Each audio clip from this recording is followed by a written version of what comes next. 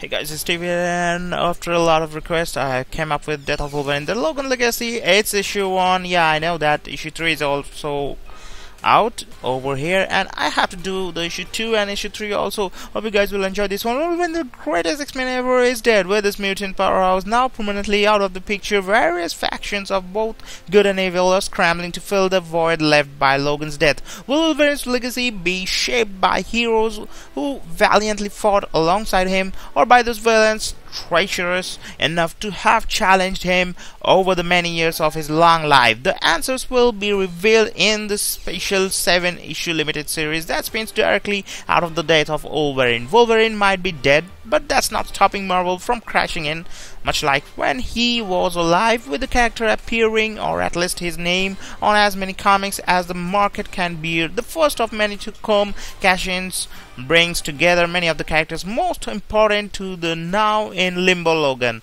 This first issue is little more than setup, taking on the rather disheartening move by Marvel lately to pitch further books instead of focusing on delivering a fleshed out story like it allotted. I'll in later. The issue teases what's to come for the characters introduced within Daken, Sabretooth, Mystic, X-23 and Lady Deathstrike. I can maybe ignore the continuity issues. Isn't Daken a horseman now? Isn't X-23 in the Ultimate Universe? Isn't Mystic and Sabretooth fighting as part of Axis? But this first two is set up for the rotating cast of characters to come. It feels more like a zero issue, or even one of those free books to hand it out to get you interested in what's to come. Writer Soule, whose talent shines in numerous other series, gives us a solid take on the characters and their personalities, setting up what might be an interesting mystery. But overall, the issue feels more like Marvel wanting to do a wake and in memoriam and not sure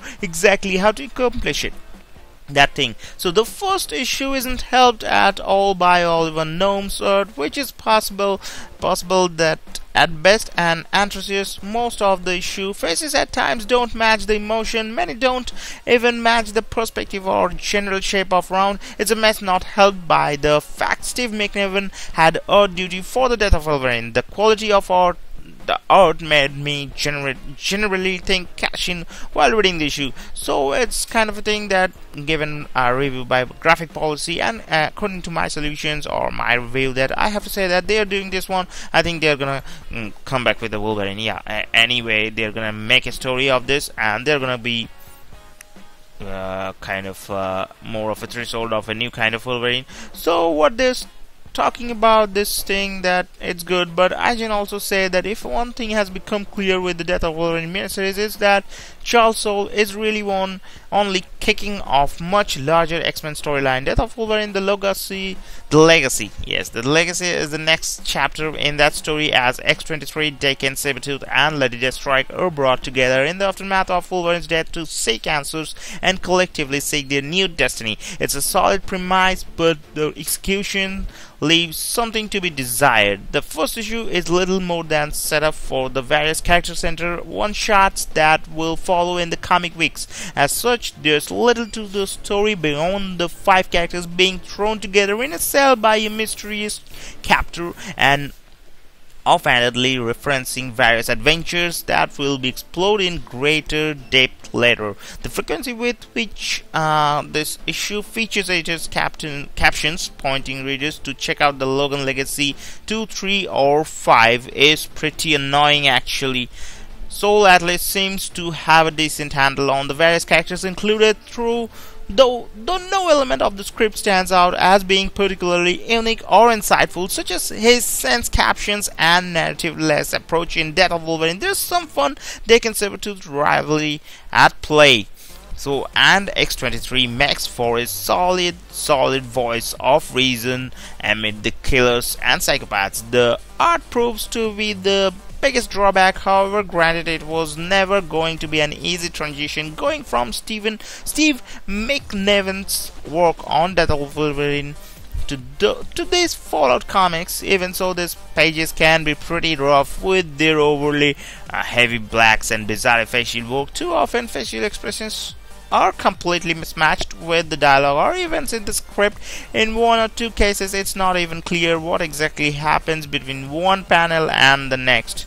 So after these things, that see, you can see the Sabretooth faces and the Charles Xavier's faces. It looks pretty awkward and it looks pretty kind of homosexual kind of thing. So after that, Jesse is a mild-mannered writer for IGN, and his reviews are really good. But according to the IGN murky art and a lack of plot, bogged down the first issue of this post Death of Wolverine comic.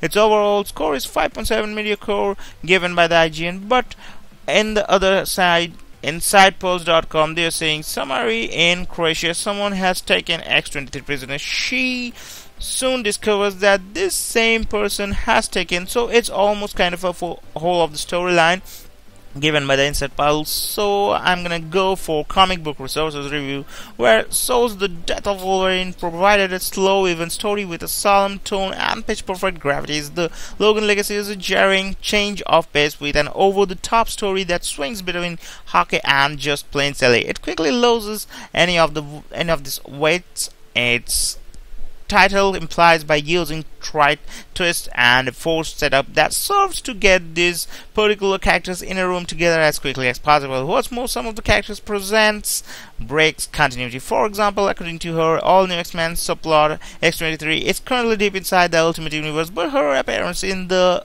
Logan Legacy goes unmentioned and unexplained. Further, the issue includes an overwhelming amount of questions, although we do get a big bad reveal by the end of this issue. A lot of the things is happening over in this issue, and that's pretty much cool. I think so. And after that, here's a lot of big kind of dealing over there, and what I can see overall, it's a kind of Deadpool and kind of that kind of character. So maybe we are expecting a kind of death of Deadpool also. So thanks for watching. Hit the like button if you like it and share it. Have a nice day.